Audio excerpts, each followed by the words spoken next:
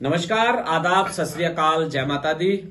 Pawan Kumar, president Jammu and Kashmir casual labours daily wagers united front, president PHE workers welfare association daily wager wing और state executive member Bharatiya Mazdoor संघ Jammu Kashmir UT.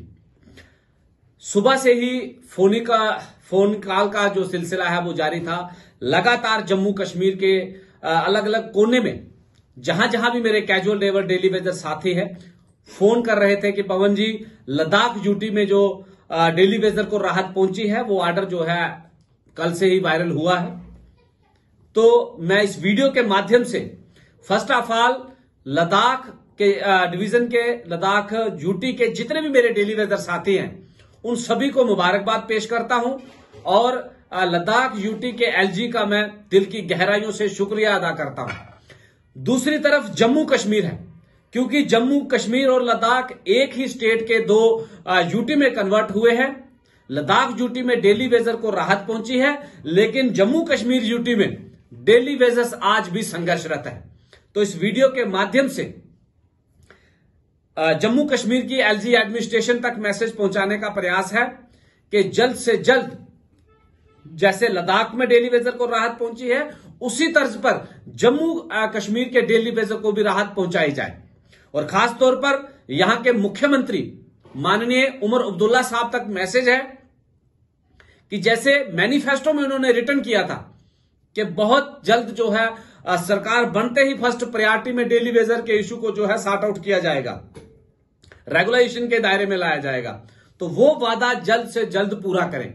मैं इस video के माध्यम से माननीय उमर अब्दुल्ला साहब और जम्मू कश्मीर यूटी के लेफ्टिनेंट गवर्नर श्रीमान मनोज सिन्हा जी दोनों से आग्रह करता हूं कि लद्दाख की यूटी के तर्ज पर डेली वेजर को, जम्मू कश्मीर के डेली वेजर को भी राहत पहुंचाई जाए। और दूसरा, जितने भी जम्मू कश्मीर के डेली वेजर साथी हैं उन सभी से मेरा आग्रह है कि अलग अलग लड़ने से कुछ नहीं होगा, सभी को एक प्लेटफॉर्म पे यूनाइट होना होगा। उसका प्रयास जो है हमने बहुत जल्द से थोड़े समय से शुरू किया है और डेली वेजर यूनाइट भी हो रहे हैं। फिर आग्रह करता हूं कि जो बचे हुए एसोसिएशन हैं उनके साथ भी बात करके बहुत जल्द एक बड़ा जो है इनकलाब के तौर पर के जो है कदम उठाए जाएंगे। और तीसरा, एडमिनिस्ट्रेशन जल्द से जल्द संज्ञान ले, क्योंकि अभी जो है हमने लेटर्स देने का जो रिटर्न कार्रवाई करने का सिलसिला है वो शुरू किया है, जिसमें फर्स्ट प्रायोरिटी पर हमने महकमा जल शक्ति पीएचई सबसे बड़ा महकमा इसलिए कहूंगा कि सबसे ज्यादा डेली वेजर की तादाद जो है वो पीएचई जल शक्ति में है। उस सिलसिले में पीएचई के जो कमिश्नर सेक्रेटरी हैं उनसे मुलाकात की, माननीय शालीन काबरा साहब, उन्होंने जो हमारी डिमांड्स हैं मैंने उनके आगे रिटर्न रखी हैं और उन्होंने बात को सुना और एक एक मसले का उन्होंने फोनिकली जो है डिस्कशन किया। और उसके बाद सारा डिस्कशन होने के बाद उन्होंने कहा कि आने वाले बजट के ऊपर आप निगाह रखिए, बजट में कुछ ना कुछ आपको राहत मिल सकती है। अब कितनी मिलती है कितनी नहीं मिलती है ये उन्होंने डिस्क्लोज नहीं किया, लेकिन ये जरूर कहा कि बजट के ऊपर निगाह रखिए, बजट में आपको राहत मिल सकती है। तो हमने भी कहा है कि हम भी बजट तक का ही इंतजार करेंगे। बजट में कुछ डेली वेजर को राहत मिलती है तो उसका वेलकम करेंगे, वरना आने वाले समय में डेली वेजर कड़ा कदम उठाने के तैयारी में रहेगा।